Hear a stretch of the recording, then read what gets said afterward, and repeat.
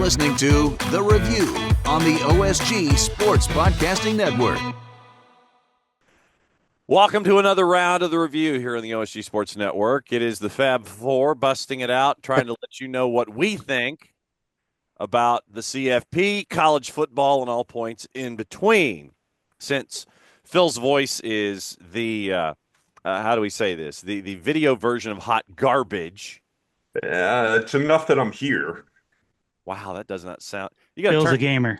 You got to turn that engine over, son. You got to warm that engine up. So Phil is going to turn into pundit this week instead of point guard, and so I'll run the show this week and heckle the three others, Big Marty and Sly and Phil, who is shifting roles with me. And apparently Sly is at home. He's not chasing a band. You're at home, sir? What's going on?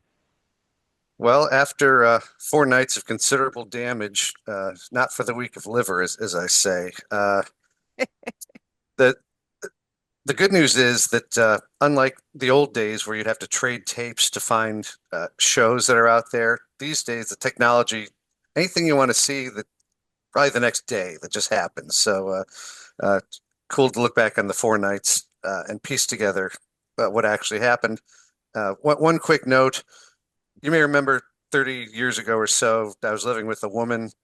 Her nickname is Squirrel for those, Marty and Phil, you never met her. John did all those years ago. I met Squirrel. Yeah, for Does all this that have something to do with her being nuts? Because that's debatable. But for all and we talked about Hunter Thompson last week. I mean, I may have some of his worldview, but the woman can still go toe to toe with him from a consumption standpoint. I mean, she still has the constitution of an ox. So, yeah, it's pretty amazing stuff. Top shelf shows. See Dogs in a Pile now. Bands on a budget, if you will, because it won't be that way forever. I'm waiting for you to break out a Stefan joke here. I'm kind of wondering if you're in the tour bus looking at the curvature of your ceiling. Yes. That would be a better story, but no. Yes. So Dogs in a Pile has everything. It's got Dan Cortez, we're just waiting for those kinds of moments. So we'll talk CFP. We'll talk bowl games. I know that we're going to talk about how difficult it was and how apparently Jesus, who we like very much, multitasked and both won and lost in the Bahamas. That's a part of the conversation, but obviously our big conversation is CFP and what went down with the Fab Four. And legitimately, guys, if you had the 5, the 6, the 7, and the 8 making it through to the Final Four, I tip my hat to you because I was very chalkish when it came to filling out my brackets. And obviously that means that the It's some chalk. Yes, I absolutely did. And I ate chalk as a child, I guess. So And sometimes he yells rock chalk. yeah, well, no, I never do. And that's not even basketball season. That's coming up here on the network. But 5, 6, 7, and 8 make it through to the Final Four. Marty, did you have that on your bingo card? Well, I had one of those teams. Well, true. I'm very surprised at the what do you want to call Penn State and Notre Dame? Is that like the turtle matchup? Yeah. Notre Dame, the program is known for turtling, not so much the coach. Mm-hmm. And Penn State, they just, that's their calling card. Well, one of them's got to win. Big Game James, yes. So it's Big Game James and Big Marcus. So Sly, the 5, the 6, the 7, and the 8 make it through. Did you have that on your card, sir? When you filled out your bracket, was that what you had? It was certainly a possibility. The most surprising one was that Georgia made all the mistakes that they usually haven't over the past few years. Notre Dame, as Wilkie said a couple weeks ago with Penn State, Notre Dame played slow and steady, let Georgia mess everything up, and on they go. The other 3 games I'm not really surprised about now. I just love that the only SEC team left is a Big 12 champion. Or a Southwest Conference champion. Yes, as the case may be. depending on how old you are. Yeah, Notre Dame basically won that game against Georgia in like the span of 57 seconds. Yeah. Yeah. You get scores at the end of the first half, and then you get the kickoff return to start the second half. And, I mean, if we're looking at Gunnar Stockton at quarterback, Gunnar did not play poorly. No, it wasn't on him. It's And it wasn't on the kid on the sideline either. Jeez. No, that didn't change anything. Scapegoating that kid is just a crime that ESPN needs to pay for. and you end up with I want to say, and I don't have the stat in front of me, but the University of Georgia, when it came to their wide receivers, was one of the the NCAA leaders in dropped passes. And I don't know if it, I just don't know if it's Are you saying they're Velociraptor like, very fast but short arms? Hey, that could very well be the case. It could be because I was looking for something else other than a reference to make the University of South Georgia Gainesville campus relevant on this show. Yeah, that's why I went Veloci. Thank you. Appreciate that. So you get drop passes and a defensive game plan that was fairly easy. Stop the running game and have Gunnar Stockton beat you. But when you get those big points at the end of the first half and the beginning of the second half, it's an uphill battle, and you're going to have to pass. And so it made it fairly easy game plan wise for Notre Dame, guys. Played right into their hands, literally. Notre Dame, it wasn't so much that Notre Dame had this incredible offense that just marched up and down the field, because they didn't. No. Georgia's defense pretty much kept them at bay, except for that little malfunction at the end of the first half, for lack of a better way to put it. Yeah. But Georgia had plenty of opportunities to win that game. They just couldn't do it. I mean, Sly, you think about what Notre Dame didn't do, and it wasn't a whole lot. I mean, Riley Leonard was their the bowl game's offensive player of the game for the sum total of 160 total yards. I want to say it was 90 through the air and 70 on the ground. So it really wasn't a whole lot about what Notre Dame did. It's about what Georgia didn't.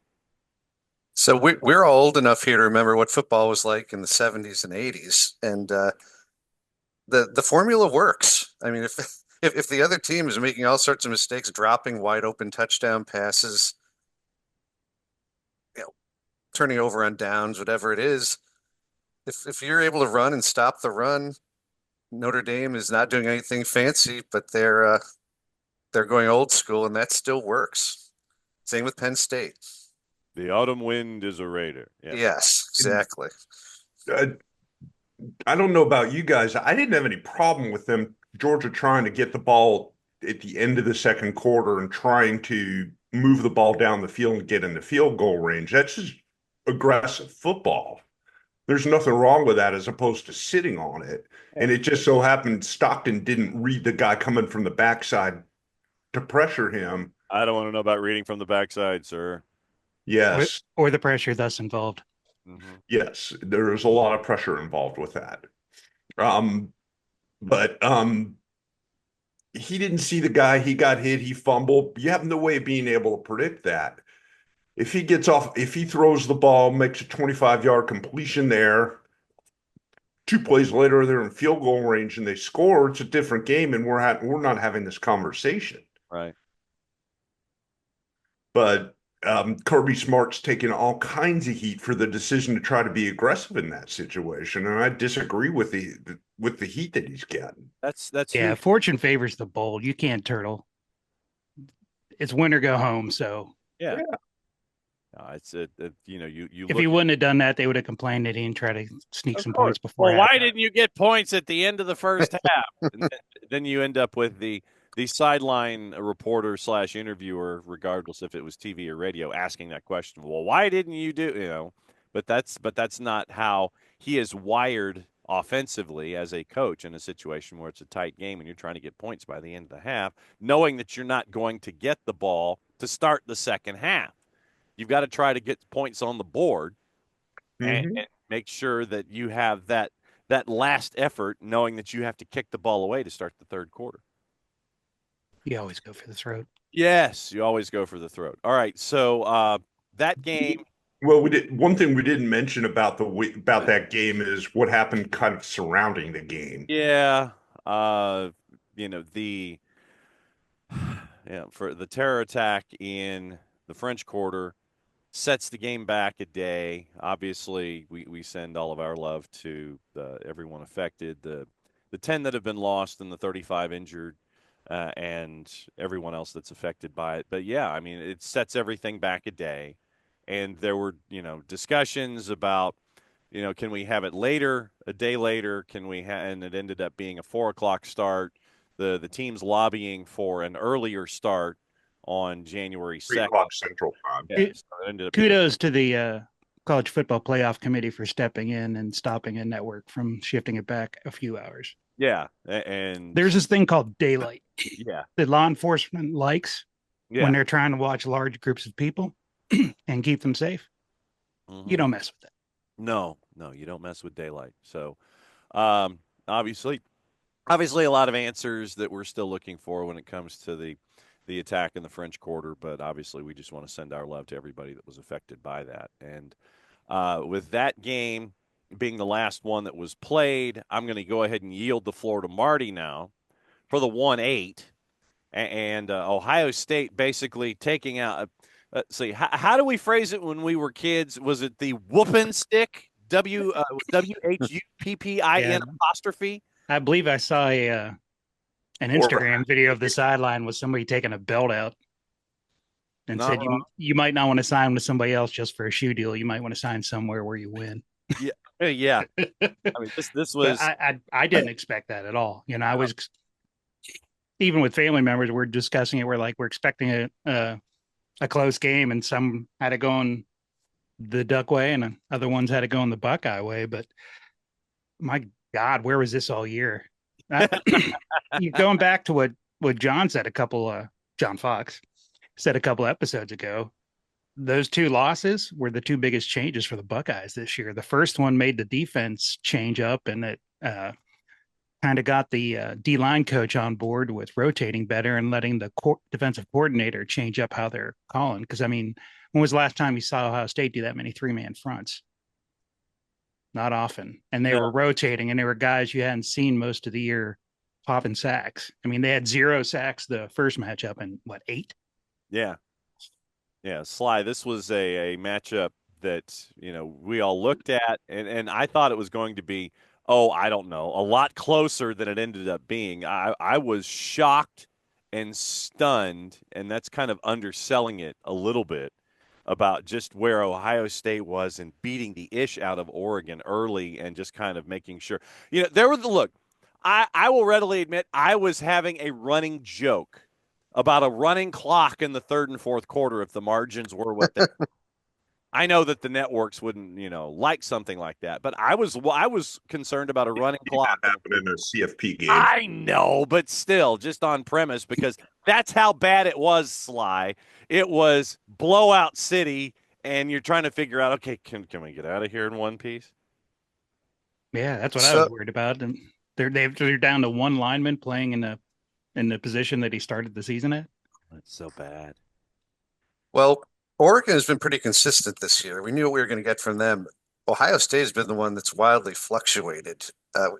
They've jumped their first two opponents here in the playoffs, and if they wind up winning this whole thing, and Marty, I mean this seriously, I hope it's good enough for the Ohio State fans to win a national championship, even losing to Michigan. I mean, regardless of what happened leading up to the playoff, the cliches want to be playing your best at the end. And if Ohio State continues with this, they will have fulfilled everything that long term coming into the season that they set out to do, regardless of what happened. I think that game, Michigan. Although I hate that they lost to them, you've seen the focus it's put on the coaching staff and the players. They go out and they get the biggest weakness next year is tackles, and then they went out and signed 2. Then the offense says, "Oh, we've got a freak of a wide receiver. Let's get him the ball." I mean, everything that all the fans were complaining about, they just went out and did, and they're a completely different team. They're just they're starting to act like bullies. Took 12 games to figure that part out, but I mean, they've been the most talented team from the get-go. I mean, they've spent all that money to bring in all these players. Yeah, They should be still about $5 million less than what Oregon spent. That's value for money, kids. All that Nike money. Yeah. So there is, and also it's a sort of a welcome to the Big Ten for Oregon. And then I'll just throw in a quick plug here. The next day, a very somber and dispirited Oregon crowd, after getting shellacked by Ohio State, watched Illinois basketball come in and drop 109 on them the next day. So a horrible couple of Kick days a man while he's down in Eugene. Yes. I can't remember the receiver's name, but he wanted to talk to Will Howard after the game. Props on him. He stood there, waited his turn, then went up, shook his hand. That's what I like to see after a game. I saw that as I want to say it's like Tez McDonald or something like that. That was really cool. That was classy, and that's what you want to see. Yeah, and Tez Johnson, and Tez and Bo Nix and the Nix family. They have a fantastic family relationship. That's your Google search for today, kids. Go do Tez Johnson, Bo Nix, and it's they live under one roof, and there's a reason why. So that's your Google search for today. Nice. If you get the chance, go to the Rose Bowl website. They do a gigapixel 360 photo from the 50-yard line before kickoff. Oh, it's amazing. Well, if you were at the game, you can find yourself in the stands. That's how clean it is. And also the guy that is reserved to shoot the still photograph of the stealth bomber going over the Rose Bowl. Oh yeah, that's an amazing photo. So he is traditionally in a fixed wing aircraft higher than the stealth bomber as it goes over the Rose Bowl. And they actually do have video that goes alongside the still. So if you find the still, the video exists where you see the stealth bomber come into frame and leave frame, in addition to that still photograph that you're used to seeing of the stealth bomber on top of the Rose Bowl. So yes, those are your. I'm currently trying to talk my wife into putting that in the living room in a large format. There you go. And that might get reserved for the man cave, but see now if that ends up behind you, that'd be pretty strong. So Marty, I'm going to ask this somewhat tongue in cheek. If Ohio State continues to win, and if they were to win the last game of the year coming up in a couple of weeks, does Ryan Day still have a job? I think he should have a job regardless. You know that. But, people I'm glad I didn't have water in my mouth when you said that, because I was kidding. People tend to jump on Ohio State fans lately because the 4-letter seems to like to make that one of their favorite topics, since they don't own the network they play on mostly. Yeah. Yes. But, you got people in every fan base that are a little too vocal and a little too crazy. I mean, it's not like nobody poisoned any trees where we're at. We actually plant them. There's a couple getting planted this year in Buckeye Grove for some of the consensus All-Americans. There you go. But yeah, no, but he's good. And you get the week after your rivalry loss. Who's not pissed off? Every rival game, the fans of the losing team are pissed off. So it's just in the era we live in. Mm-hmm. Every a-hole's got their own press conference because of Twitter, Instagram, Blue Sky, YouTube. And you're only as good as the last game you played. Yep. And there's a big layoff between, so there's plenty of time to complain. Is it true that the day that Ryan Day retires from coaching, he's actually his beard is going to turn gray? Yeah, it kind of seems like I was looking. I wish I could remember the guy that posted.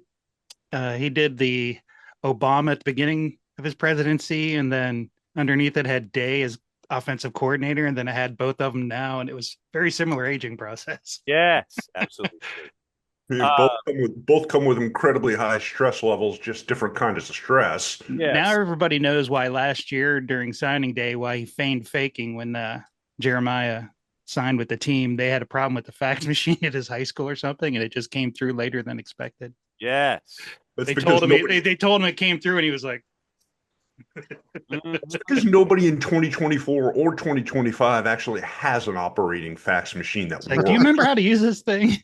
I beg to differ, sir. We have one back here, so we would be Directly under the Bucky scarf. yes, absolutely true. We have one that functions. Sly, dealer's choice.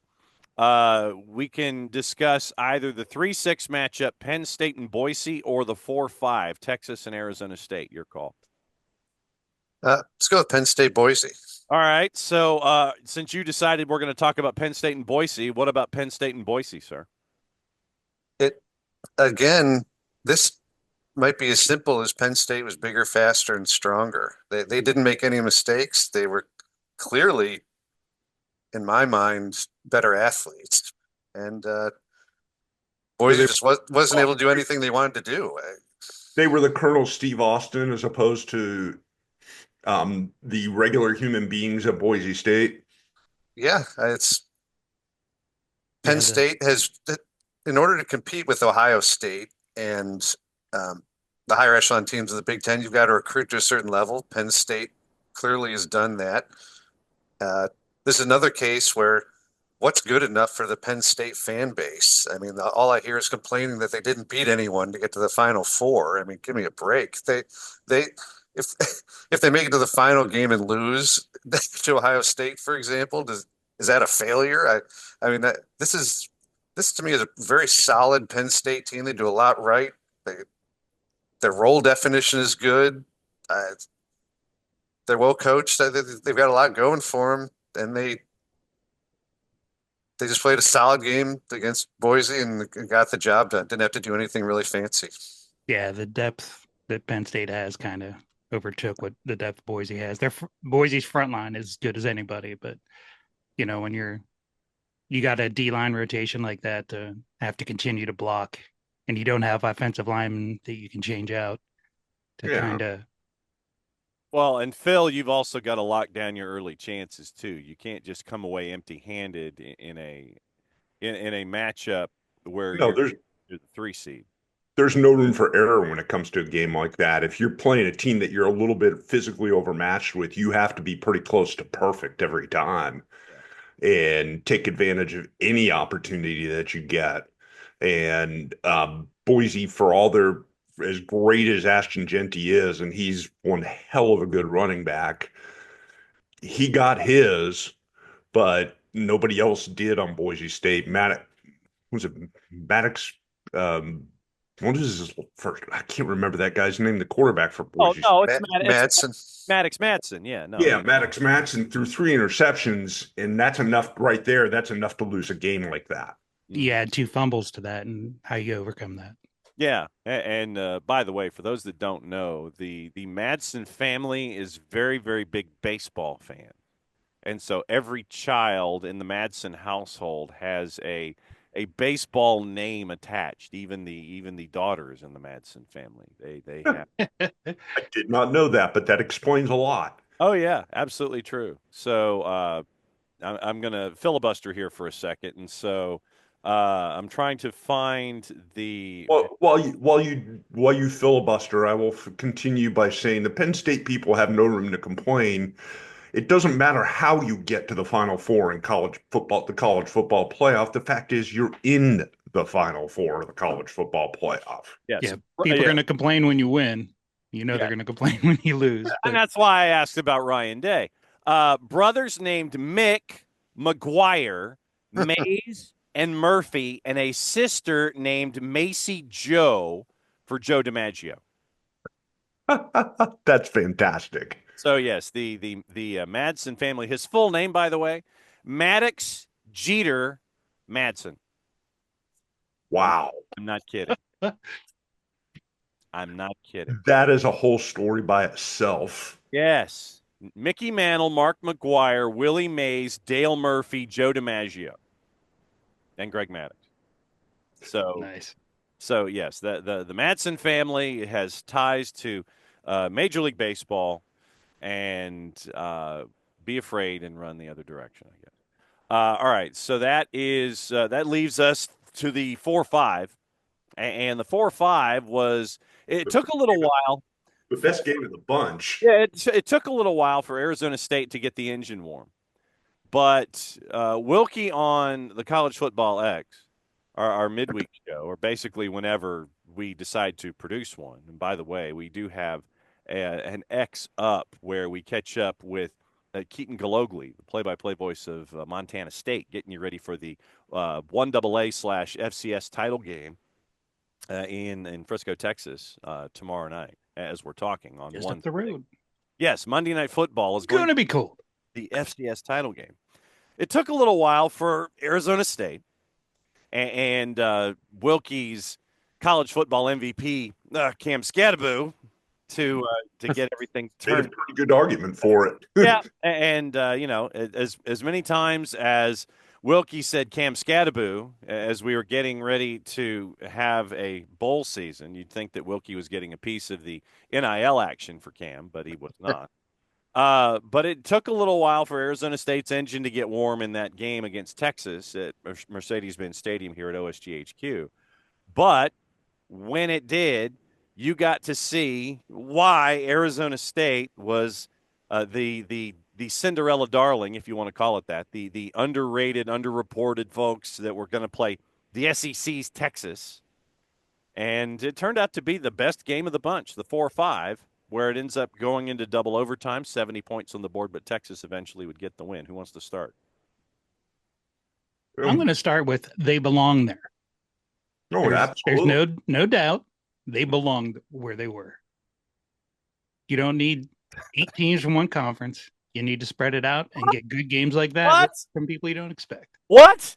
You don't need 8 teams from one conference. You mean that the dominance of one conference is not allowed in a college football playoff setting? Was that the past tense of dominance? Because stop bragging about how dominant the Big Ten has been.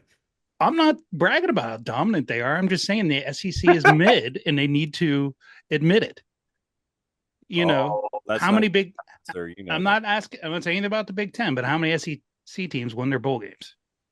Your best SEC team was in the Big 12 last year. Yes, I know. We know their dominance is over. Everybody's allowed to pay for players now, so now the field is level. Yeah, getting back to the topic at hand, though, look at what Cam Scadaboo did in this game.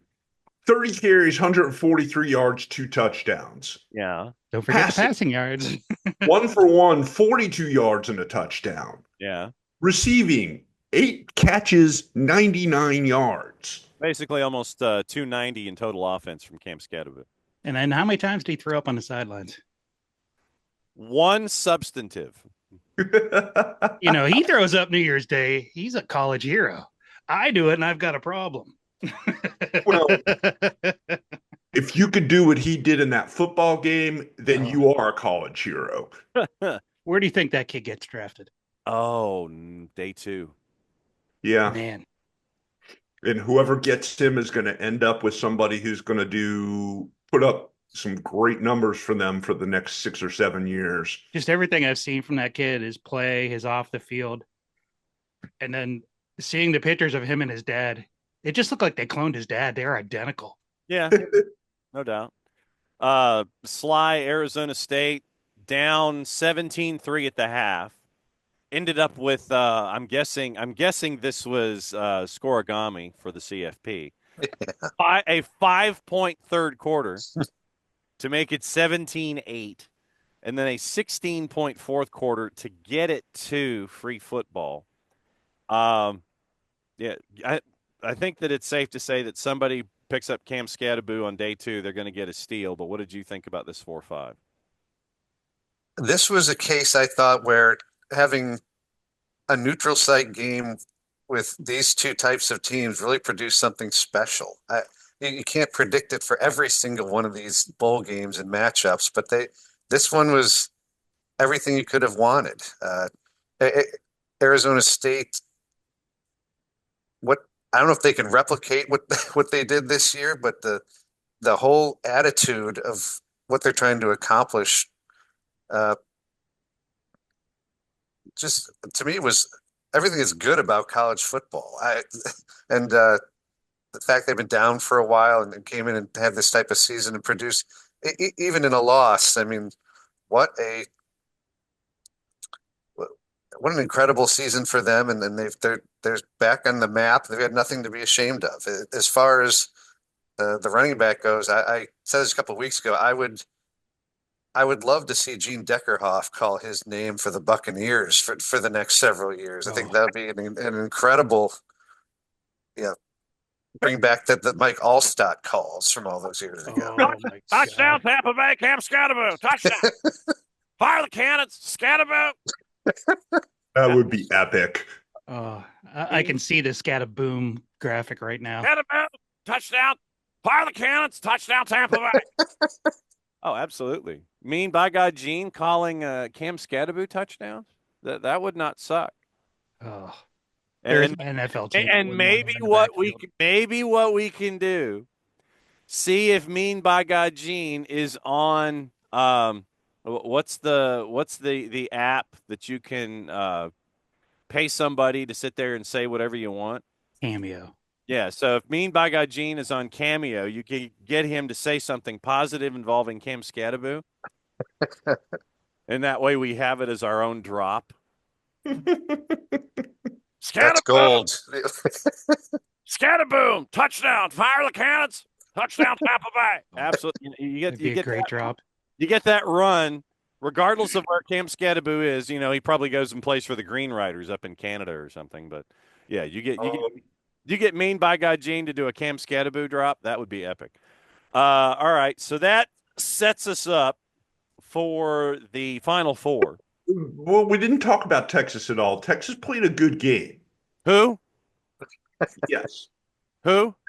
The team that won the game against Arizona. The SEC team. Yeah. Okay. Yes. Quinn Ewers had a good game, 20 for 30, 322, and 3 touchdowns. That's not a bad production. They did what they had to do in order to win that game, and that was basically hold on to their britches. Yeah. No turtling allowed in white britches on the road. Yeah. Yeah, it sets them up with an opportunity to get into the championship game. Yeah, but you got to talk to this guy about that first. You know, you got to talk. You got to talk to Marty about that because Marty's already gassed up and ready to go here because of the lid that he's wearing. He's wearing his Cotton Bowl lid. Season And ticket he's holder. getting ready for the 5-8 involving Texas and Ohio State. With Ohio weather outside of it. See, Here's my question to you, to all three of you, really. Does Texas have home field advantage with that game? Absolutely, they do. Absolutely, they do. Well, Ohio State travels pretty well. It all Mhm. depends how those tickets got sold, but All right. Texas is when going you to got need an, it. yeah, they're gonna need it, but that it is a large barn, and the crowd isn't always a loud effect there. Just say Not to mention, rich people usually don't like to tailgate in cold weather. So No, that's all that being said, if Ohio State plays like the Ohio State team of the last 2 weeks, Ohio State wins that game. yeah, if they come out angry. The one thing Ohio State's been doing that kind of helps out, and it's odd how they got there, is everybody rotates their D linemen, and out of necessity, Ohio State's been rotating their guards, and I think that's helped them a lot on the interior. They have a rotation of 3 tackles. I mean, 3 guards that have been rotating in, and part of the problem is the Tegra Chabolas at the right guard mostly. God bless you. No kidding. He would play good in spurts, but then I think he might have been. I don't know if he's getting in his head. He's a large, imposing man, but he just doesn't always have the fire. And I think the fact that they're rotating is making everybody play harder because they don't want to come out. But the matchup of guys getting a little bit of rest and then coming back in, I think that's been helping him on the interior, as weird as that sounds. Playing harder because they don't want to come out. All right. All right. So right now, Sly, Ohio State is a 653.5 at Jerry World. Get-in price is $303. Early thoughts? Oh, Get-in price. Texas. So is that standing room, or is that the Let's get in. watch? That's watching it on the Get big in. screen. That's get in. Yeah. Okay, so that's standing room or 400 level for those at home, which is you can reach up and touch those metal pieces that fall off when they open the roof. Yeah. Or the walkway running around the sun, standing in the walkway. Upper reserved 418 is 303. I'll be in section 222. Atta boy. By the way, Be a game. It's a shame they're not playing on the weekend. It's a Friday night kickoff, and with Notre Dame Penn State being a Thursday night kickoff. yeah. So get it. So where Marty NFL playoffs. Yeah, so where Marty is sitting, Sly, it's 5:53 right now. If Marty wanted to surrender his seats, So if I tell my brother to stay home, yeah, you get 550 at least from what's going on. Cotton Bowl tickets are selling out fast. Don't miss out. Complete your purchase now and secure yours before they're snapped up. All right, so what do you think? Ohio State and Texas at AT&T Friday night. You have to go with Ohio State until they prove otherwise. They're the hottest team going right now. Texas, though battle tested over the past few weeks. I'm curious if the Arizona State game took anything out of them, and with only a week in between. To me, that the first two games, Ohio State has jumped their opponents in the playoffs. If they're not up 14-0 in the first 5 minutes, it'll be a completely different animal. But who's to say they're not going to do that again? Yeah. So I'm on Ohio State's train until someone shows they can stand up to them in this playoff. All right. So Thursday night. What's the over for that game? 53.5. I think it's going to be under that. And if you're Ohio State, Ryan Day and his coaching staff, you're looking at what Georgia did to Texas on defense, because both times Georgia and Texas played, Texas couldn't get anything going on offense. Nope. They couldn't block the Georgia pass rush, and they just made life miserable for Quinn Ewers. So there's clearly a recipe to beat Texas. Mm-hmm. Yeah. Ohio State has a little bit of practice tape of Ewers. Yes, they do. Absolutely true. And I think he's probably a little bit of a different player since then. I don't know. I think your DNA is still your DNA. Yeah, he's just getting paid more. Yes. Thursday night, you're 6-7. Notre Dame at Penn State. I love it. Notre Dame at Penn State at Hard Rock. Notre Dame at 246.5, and your get-in price, Phil, is 234. It's not bad for that game. This is going to be an interesting matchup because I don't really see much of a difference between these two teams, at least from what I've seen from both of them so far. They basically are mirror images of each other. Yeah, you just drive down I-80 a few hours, and you're it's the same situation, same type of team, same philosophy. Yeah. Absolutely true. Marty? Marty's Just like both. I just like both teams. I think this is the game where Franklin reverts to form and craps his pants. Big game, Joe James. Pa style. But yeah, the one thing that might make a difference to me, and we didn't talk about this when we were talking about the Notre Dame Georgia game, and that's the Notre Dame special teams. I don't know if hopefully y'all got to see it where they made the instant substitution. Yeah. Yeah.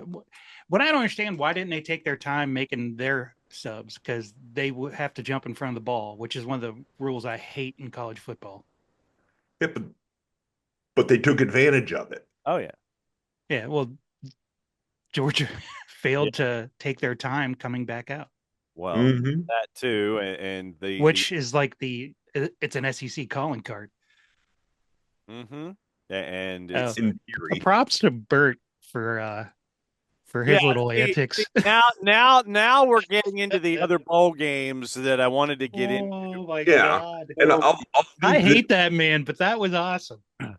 I'll leave it with Notre Dame. I think has the advantage in the game, if for no other reason because of the special teams. There we go. Okay, and speaking of the other bowl games, We do probably we can laugh at Alabama and Michigan if we want, having played through the monsoon before Michigan beat Alabama as a double-digit dog. But then South Carolina and Illinois played in the Cheez-It Citrus Bowl, and there was a moment, and I'm going to have Sly lead off here for obvious reasons. There was a moment between the number 15 and the number 20 team in the country where you had the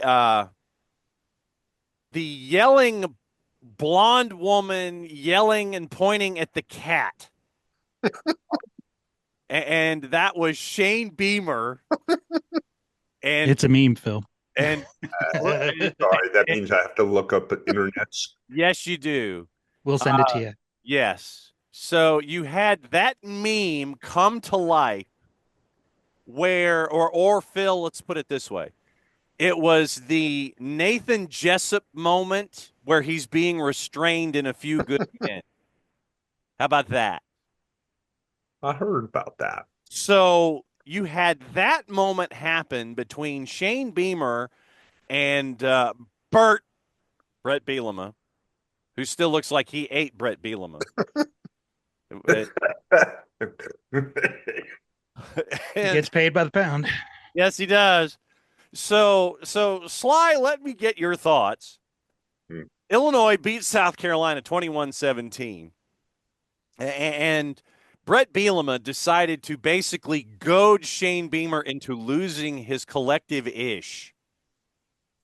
So this will take a few minutes. Bear with me. I'll try to cover a few different topics here. But go for it. We got time. It's all good. I want to hear this. It's So- we can go as long as we want. excellent. So Brett Bielema and I are the same age, and I can understand he was involved when he was a player at Iowa, seeing when Hayden Fry took a historically bad Iowa team and helped convert them into a perennially good team. Yeah. He was part of that. He was also part of that at Wisconsin when he took over for Barry Alvarez.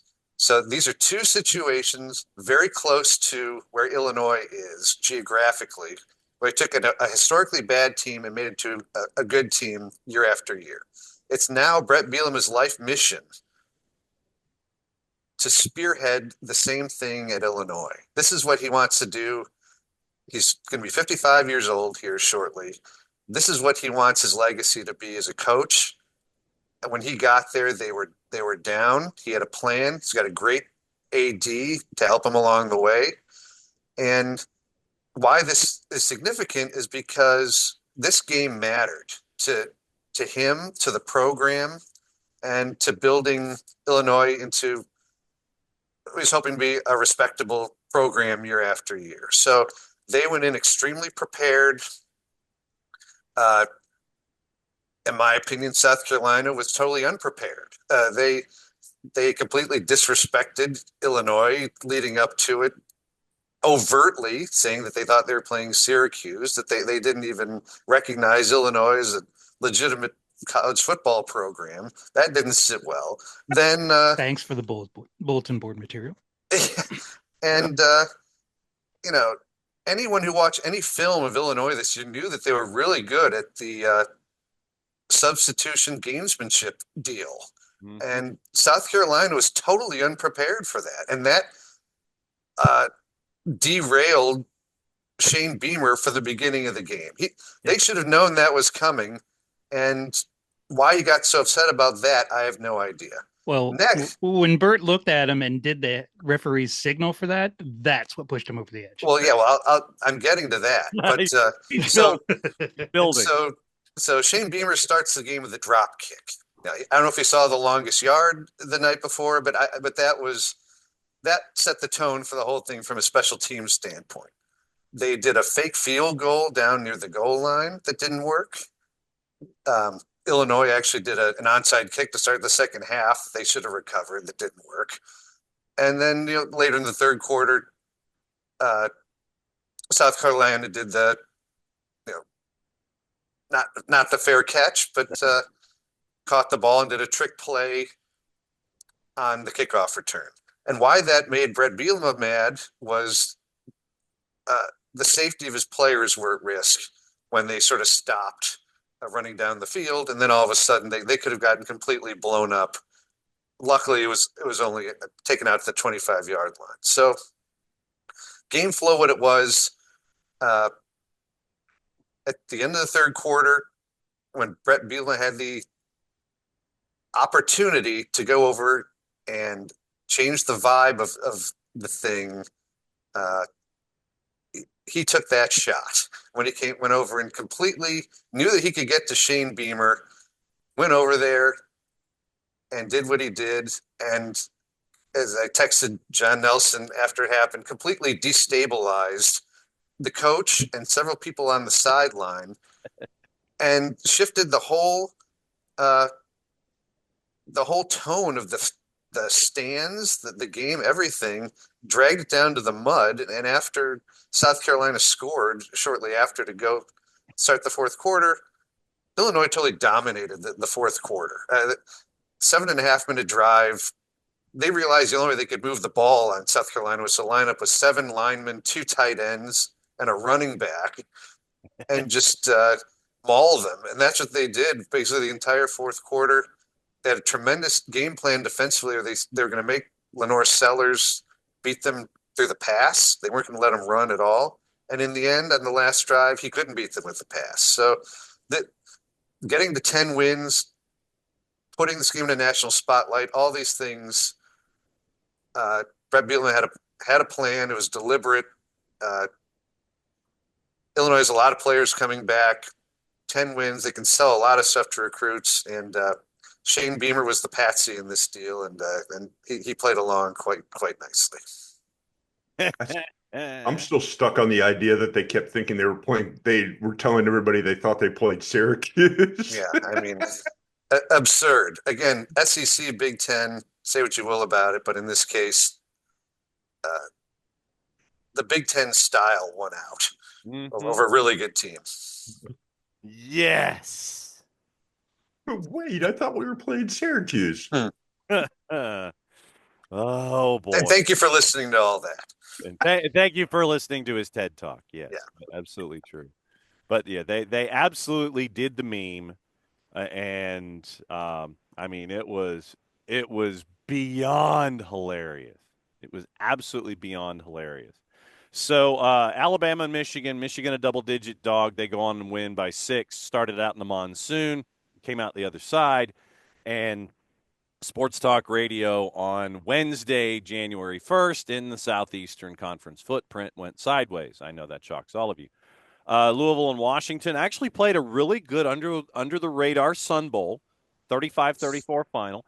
Baylor and LSU, you take the over in the Texas Bowl, 44-31 LSU wins, and so that means that Brian Kelly is once again proven correct when it comes to Garrett Nussmeier, at least in his own mind. Then Duke and Ole Miss. Ole Miss put 52 on the board against a Duke team that lost its quarterback to the portal after the regular season. So they started a quarterback that had only thrown one pass the entire season. Acquitted himself fairly well in that regard. Marty, North Texas and Texas State in the ServPro First Responder Bowl. Show me your Mestamaker. They end up having to start a kid who didn't start in high school. Shake your money, shake your Mestamaker. That's exactly. They got something with that kid. Did you see any of those? Absolutely. 28,000 people. I know that everybody's sitting there going, no one showed up at the First Responder Bowl. They had 28,000 people there to show. They had lots of response at the First Responder Bowl. It doesn't. You got to realize that stadium isn't large. It doesn't seat that many. Mm-hmm. And it was a big battle. How could they not have people there? I mean, doing it at a weird time on a weekday isn't great. Yes. But it was on a holiday week when nobody actually worked. Texas State went on to win 30-28. It was actually a pretty good game, but Drew went down to the wire. Drew Mestamaker, who had not started at quarterback since his freshman year of high school, and he's a freshman in college. Now, granted, his high school team was a beast. The backups on that team are starters on other teams. Okay. And case in point, him. Yeah, I mean, Mestamaker threw for 393, ran for another 70, and threw up in a garbage bin in the end zone. So Woo! Drew Mestamaker was close to 500 total yards of offense in an underrated, very very good game with Texas State and North Texas. Minnesota Virginia Tech. We found out that Flava Flav was the guest mayo jar mascot in that particular game. They didn't put him in a big blender with eggs and everything else, did they? No. You can only hope. And so And I got my wish. Actually, I'd rather see the coach get put there, but I got to see Jay Fleck get mayonnaise dumped on him, complete with his time. well, it wasn't the first time. No, but so and here's the thing involving that particular bowl game. The on-air presentation. I don't know how many of you watched the game. At least 10 people did. Yes, but the on-air presentation in the booth in Charlotte for the 4-letter had the broadcast team sampling Duke's brand sauces and blending them with foods throughout the broadcast. Their barbecue sauces are pretty good. I've had them before. Yeah, I was unaware until the game of that much variety with that brand. So as was I. So in the first half, the broadcast team was told to take a dilly bar, which for those that do not know, my garbage can's over here. I'm going to be back. Yeah, well, that's what Matt Berry did actually. Dilly bar, which is a nice, it's a chocolate bar, frozen chocolate bar on a stick, dipped in Duke's mayo. Oh, Ew. Yeah, and Marty did a great impression of the play-by-play voice after sampling the dilly bar dipped in mayo. What Marty did was what the play-by-play guy did. The color guy actually tolerated dilly bar dipped in mayo. Sideline reporter took a slice of pizza and dipped it into the mayo. Tolerated it. Well, I mean, I've had pizza and ranch dressing before. Yeah. Second half actually was the Did they ever get around to French fries? No, they Canada did not. style? They did not. But they in the second half, French fries and mayo are good. Yeah. they did turkey leg with alternate flavored sauce. It was like one of the specialty sauces that was like something barbecue saucy or something like that. One of the alternate non-mayo based Duke's sauces to go with the turkey leg. That was tolerable. They actually liked that. And apparently it caused such an issue with sticky fingers that the color guy could not use the telestrator properly because he had all of the residue. Not to be confused with Sticky Fingers, the barbecue sauce. No. So, Beating brand. yes. So the sampling of Duke's products throughout the bowl game turned into a subplot. But I think we learned that you've either got to have a stomach of iron or you just have to have a lot of common sense and not dip a dilly bar into Duke's mayo. Do not accept that assignment if you're a reporter. Why did anybody think that was a good idea? I don't know who suggested it. It might have been the Duke's people themselves. I do not know the chain of command in the choices of, hey, try this combo. It's not like I'm going to do somebody's job for him. Yeah. Instead of just trying to catch up to the Pop-Tart Bowl. Yeah, which is what this seemed like. I don't know. Reach out to a famous or semi-famous chef or a cooking show. Bring them on and then do a bunch of bits with them. Yeah. How hard is it? also, it would I never. do gotta give a bunch of credit to the one game we went over with the Cheez-Its Bowl. That's brought to you by the same people that do Pop-Tarts. I don't know. Did you guys see the halftime field goal with the mascot? No. No. Jesus. So they had him rigged up on wires, and they had a dude kick a field goal with him.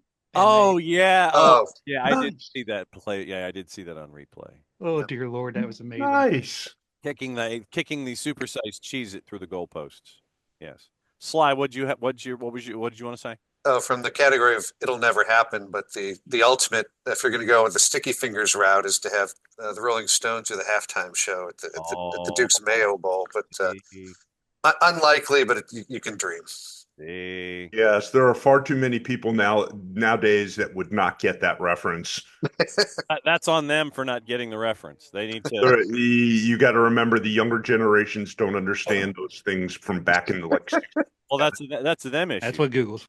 Yes, that's what Google's for. So, and then we finished up with the Bahamas Bowl, and it was Buffalo and Liberty, and Buffalo beat Liberty. So Maction reigned supreme once again. Yes, but there are no losers when you're playing in the Bahamas.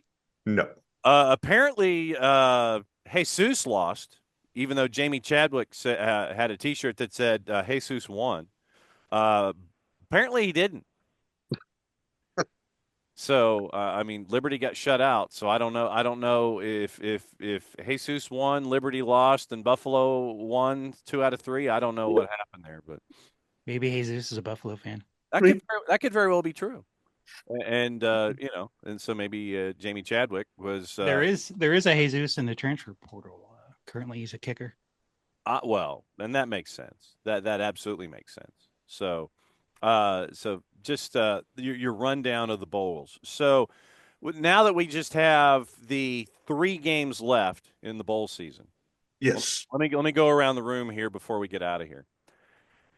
So, Marty, when it comes to bowl season, what are some of the things that stick with you from bowl season here in 2024 and 5? Whoever runs the Pop-Tart Bowl should be in charge of everything. Yes. And they need to make them a New Year's Six Bowl because they know how to host an event. See? That's what I've learned. See? There you go. I do. The only thing I bemoan about the playoffs taking over some of the bowl games is you lose out on some of the tradition. Like all the people who went to the Rose Bowl did not get to do the Disneyland trip. They didn't get to do the Beef Bowl. I was going to say they didn't get to do the Beef Bowl. That was kind of that was disconcerting. Yeah, as somebody who's attended the Beef Bowl and contributed greatly to the Poundage One, that's a shame because it's just fun, and it's those little things that make college football like what it is. Yes, beefy. Yes, Sly, your recollections from bowl season 2024. If the intent is to increase the visibility of college football and generate a lot of media attention, I think it's been wildly successful. And people can bemoan whatever they want about what the Bulls have been historically, but this looks like the path forward for growth for college football. And if they've got one of the highest put it cliche, eyeball possibilities of a Notre Dame Ohio State final, which would be everything they could ever want from an advertising and network standpoint. So it had its flaws, but I think it was a total financial success for all involved, the bowl season. No doubt about it. So, Phil, what say you? What say me? What say me is I think it's still going to change a little bit because at the end of the day, the playoff format is still flawed by not allowing the top seeded teams to have their home game, much like the first round of that playoff. And I think you're doing a disservice to the teams that have earned the right to have some sort of an advantage going in by not giving them that advantage and making them travel to a bowl game because we don't want to disrupt the bowl games. But then again, I'm also a traditional hater of the bowl games general. Wow. Because they're a cash grab. No. What? I'm shocked, sir. The other bowl games, I think the other bowl games outside of the playoff as time goes on are going to get lost in the shuffle. but it hasn't happened yet. And as long as the Pop-Tarts Bowl continues being a thing, there will always be some attention given to the other bowl games, but they need to have somebody else step up to the plate besides Pop-Tarts. Snoop Does Dogg, anybody for remember? example. Does anybody remember what that Pop Tart Bowl was prior? It was one of the citruses, wasn't it? It was like the citrus bowl, wasn't it? Or was I'm it? not even sure. I mean, that tells you all you need to know about the team. I think That's it was like the Camping World Bowl. Yeah, it was Camping World. So it was like the citrus bowls, whatever the first bowl game in Orlando was in that stadium is what. So you're talking about a no-name bowl that went from nothing to being talked about as much as the playoff games. Yeah, and it's all because of good marketing. Yes, absolutely true. And That wasn't the Blue Bonnet Bowl, was it? No, Oh, okay. No. that was in Houston, sir. Nor was it the Poulan Weed Eater Bowl. That's this one, babe. That's this one right here. Your Radiance Technologies Independence Bowl with a 5-7, number 16 in your APR. Louisiana Tech going up against the Black Knights and Sonny Cumbie. I give Sonny Cumbie a lot of credit for stepping up to the plate in that one, but knowing full well that you got to have folks try to walk in the door in a very, very tough situation. There were a few teams that have no idea who the heck the sponsors were, but that's normal. Yeah.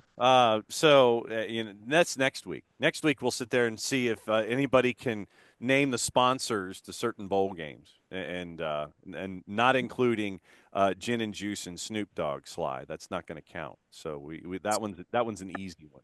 Yeah.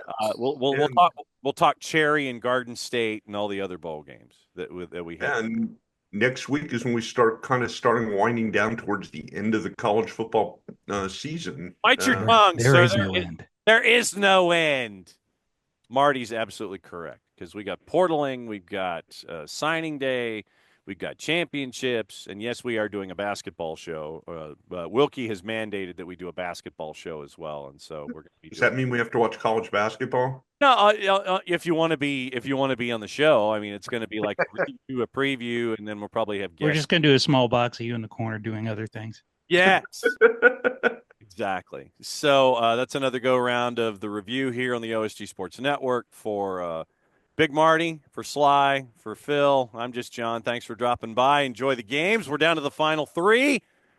Pick your winners wisely because we'll talk about them again next week. No, that's Final Four. Oh, wait, that's basketball. No, 3 games, sir. 3 games. We have 3 games left in the season. That's where I was going. You have the okay. Now that you explained it, you're permitted. 2 bowls and a championship. Yes. Yeah. 2 bowls and a championship, which is here at OSG HQ. So for Big Marty, for Sly, for Phil, I'm just John. Thanks for dropping by. Play it safe, everybody. Enjoy the games. Please like and subscribe.